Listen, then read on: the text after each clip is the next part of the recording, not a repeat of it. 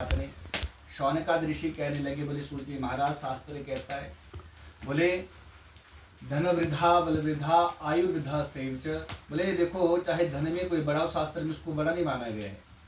बोले अगर कोई छोटा बालक हो उसके बाल सफेद हो जाए तो उसको बड़ा नहीं माना गया है, और कोई बल में बड़ा हो तो उसको भी बड़ा नहीं माना गया है। शास्त्र में बड़ा किसको माना गया है? बोले जो ज्ञान में बड़ा होता है। बोले हे सूत जी महाराज आप छोटे तो क्या हुआ, आप शास्त्रों को जानने वाले, वेदों को जानने वाले, पुराणों को जानने वाले हैं, और लोगों के जो मन में जो अंधकार रूपी जो अंधकार बैठा हुआ है, पाप रूपी जो अंधकार बैठा हुआ है, उस अंधकार को दूर करने के लिए आप करोड़ों सूर्यों के समान हो। इसलिए हे सूत जी महाराज आपका स्वागत करने के लिए हम खड़े हुए, क्योंकि बोले शास्त्र कहता है विद्वान सर्वत्र पूज्यते। आप छोटे हैं तो क्या हुआ, आप शास्त्रों को जानने वाले, वेदों को जानने वाले, पुराणों को जानने वाले हैं, इसलिए हम आपका स्वागत करने के लिए खड़े हुए हैं। सूत जी महाराज ने सुना, सूत जी महाराज प्रसन्न हो गए, और सूत जी महाराज ने पूछ लिया, बोले आप सभी संत जन इस पवित्र पावन भूमि पर क्यों बैठे हैं? बोले आपके मन में क्या चल रहा है? तो देखो शौनकादि ऋषियों ने मात्र यही प्रश्न किया, बोले आगे ऐसा कलिकाल आने वाला है, कलयुग आने वाला है, और कलयुग के जो लोग हैं तो कैसे भगवान को प्राप्त करेंगे, कैसे भगवान को पाएंगे?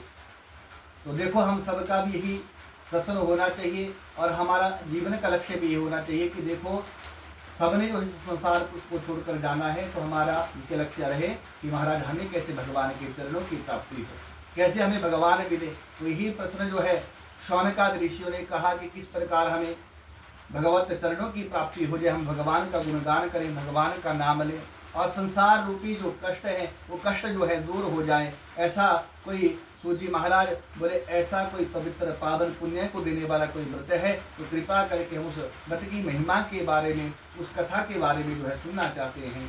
सूत जी महाराज ने जब ऋषियों की बात को सुना तो प्रसन्न हो गया और कहा, ऋषियों बोले आज आपने बड़ी सुंदर बात पूछी है, ये जो आपने प्रश्न किया बोले अपने लिए नहीं, संसार के हित के लिए, जगत के कल्याण के लिए आपने प्रश्न किया है। तो सज्जनों कहते हैं सूत जी महाराज ने जब इतना कहा तो आज सूत जी महाराज शौनकादि ऋषियों से कहते, बोले ऋषियों मैं आज आपको भगवान श्री सत्यनारायण की कथा का जो है श्रवण करवाता हूँ कि किस प्रकार भगवान का नाम सत्यनारायण पड़ा, और किस प्रकार जो है पूर्णिमा का जो व्रत किया जाता है, तो किस दिन से जो है कैसे इस व्रत को किया जाए, और कैसे इस व्रत का नाम जो है पूर्णिमा पड़ा। बोले इस कथा को बोले आप लोगों से कहता हूँ, और इस कलिकाल में जो भी संसारिक जीव बोले पूर्णिमा का व्रत करेगा, भगवान श्री सत्यनारायण की कथा का श्रवण करेगा, भगवान उनके जो है मनोभाव को पूर्ण करते हैं।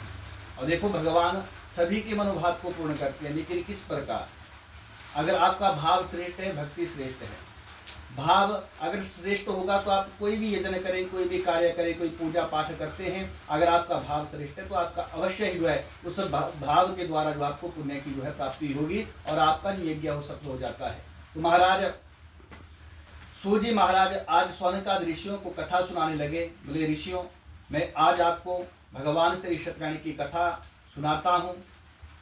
बोले एक समय क्या हुआ, बोले नारद जी महाराज बोले मृत्यु लोक आए, जहाँ पर हम रहते हैं उस लोक का नाम है मृत्यु लोक। बोले जैसे ही नारद जी महाराज मृत्यु लोक आए तो नारद जी महाराज ने क्या देखा, बोले मृत्यु लोक के जो प्राणी हैं बड़े कष्टों को, बड़े दुखों को जो है भोग रहे हैं। नारद जी को चिंता होने लगी, बोले देखो सब भगवान की संतान है, क्योंकि देखो हम अभी संसार में आए तो भगवत कृपा से ही हम संसार में आए और हम सब भगवान की संतान है। नारद जी ने देखा बोले सब भगवान की संतान है, फिर भी बोले लोग दुख उठा रहे हैं। अब भगवान अपने बच्चों को कष्ट तो नहीं दे सकते, लेकिन बोले फिर भी लोग कष्ट क्यों उठा रहे हैं? तो देखो भगवान ना किसी को सुख देते ना दुख देते, सुख दुख की प्राप्ति हमें अपने कर्म के अनुसार होती है। जैसा हमारा कर्म होता है उसी के अनुसार चाहे हमें सुख मिले चाहे दुख मिले, जैसा कर्म होगा उसी के अनुसार हम अपने जीवन को जीते हैं। तो महाराज नारद जी महाराज को बड़ा दुख हुआ, बोले संसार में कोई व्यक्ति सुखी नहीं, और सत्य बात है संसार में कोई व्यक्ति सुखी है नहीं। और बोले देखो कोई ना कोई कष्ट हर व्यक्ति को है, बोले कोई तन दुखे, कोई मन दुखे, कोई धन बिन रहत उदास, थोड़े थोड़े सब दुखे सुखी राम को दास। बोले संसार में कोई सुखी नहीं है, चाहे तन का दुख ले लो, देखो किसी के शरीर में कोई रोग लग जाता है, ये भी कष्ट है, ये भी दुख है मन का दुख, हमारे मन की बात अगर कोई पूर्ण नहीं होती तो मन का दुख है। और बोले धन का दुख, बोले एक व्यक्ति होता है सुबह से लेकर शाम तक पैसा कमाता है, लेकिन 500 रुपये से उसके घर का गुजारा नहीं होता है। तो बोले ये धन का दुख है, संसार में कोई सुख ही नहीं।